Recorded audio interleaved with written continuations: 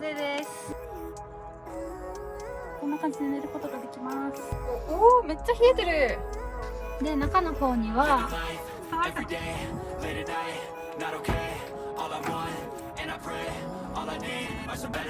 皆さんこんにちは、トミアップです。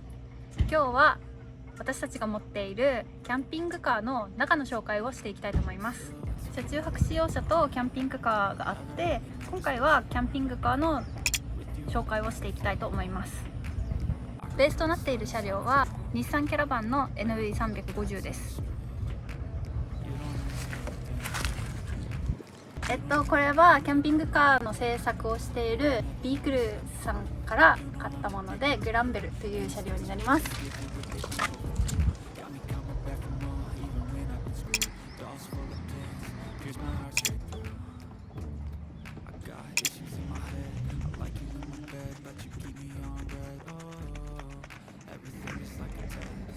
それでは早速中を見てみましょう。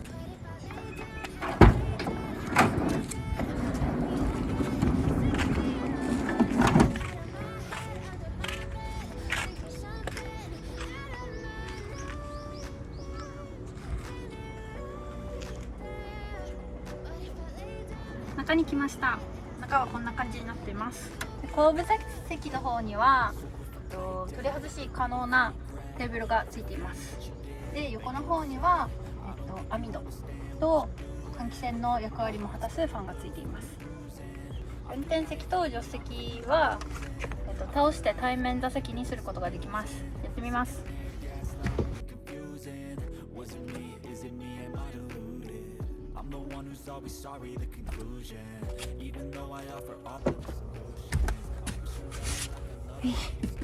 こんな感じでこちら飲み物飲んだりとか作業したりとか下にしながら4人まで座ることができます。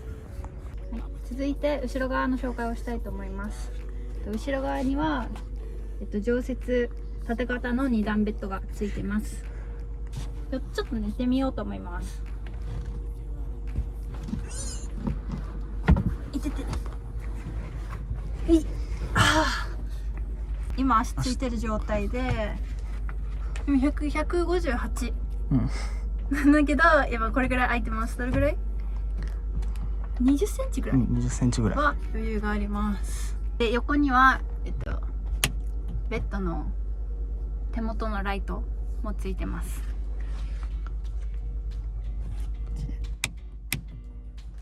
下のベッドも同様に寝ることができて、上のように補助ライトがついてます。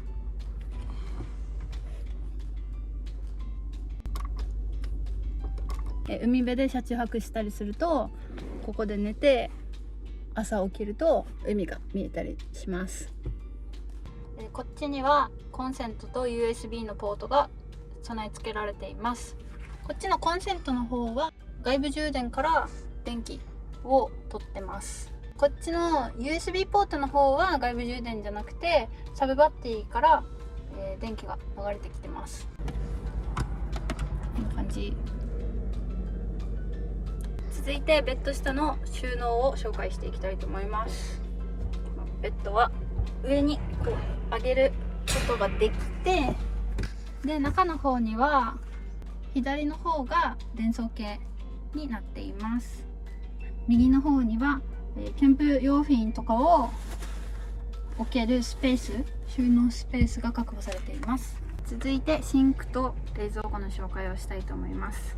まずこっち電気つけてから、こっち明るくしたり、こんな暖色系にしたり白色系にしたりのライトがついてるので便利です。シンクはこっちをひねると水が出てくるようになっています。で、下の方に給水タンクと排水タンクを用意してます。今ちょっと給水の水を全部使っちゃった状態なので、給水のタンクが空で排水がちょっといっぱいになってます。はい、続いて冷蔵庫紹介します。冷蔵庫はめっちゃ冷えてる。こう開けると冷蔵庫になってます。マイナス15度まで、冷却することができます。こっちにはなんか小物置いたり、こっちには2リットルペットボトルも余裕で入ります。はい、さらに後ろには個室がついています。ここも見ていきましょう。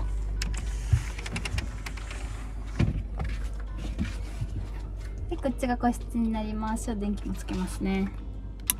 はい、この棚は自分たちで作りました。こっちに引っ掛けがあって、で物とかが揺れてこう落ちてくることがないようになってます。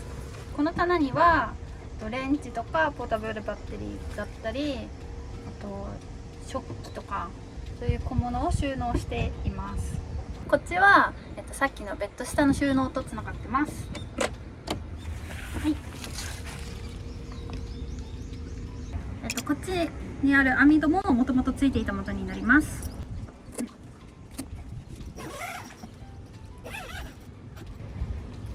こんな感じで虫除け対策もバッチリです。サイドオーニングもついているので、サイドオーニング出していきたいと思います。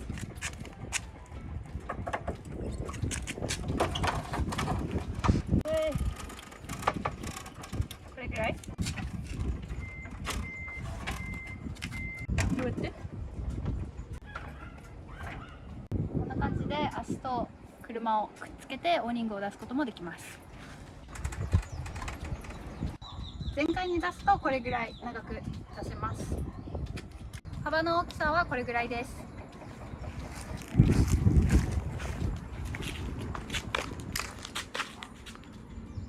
長さはこれぐらいです。伝わるかな？助手席の後ろには電気系統が、1箇所に集まっています。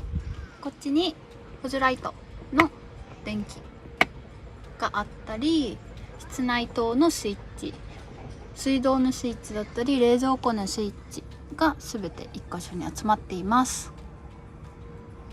こっちの方にはサブバッテリーの残量が数字で記載されてます。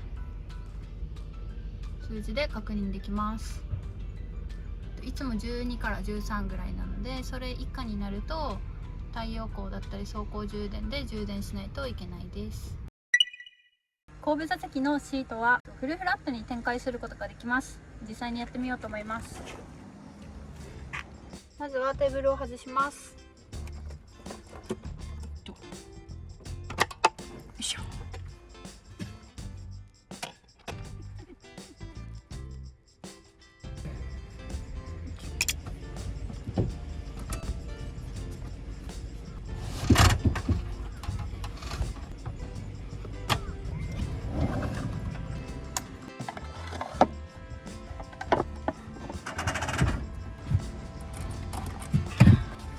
できた、完成です。こんな感じで寝ることができます。こんな感じで、いろんな形にトランスフォームするので、さまざまな用途に合わせて使うことができます。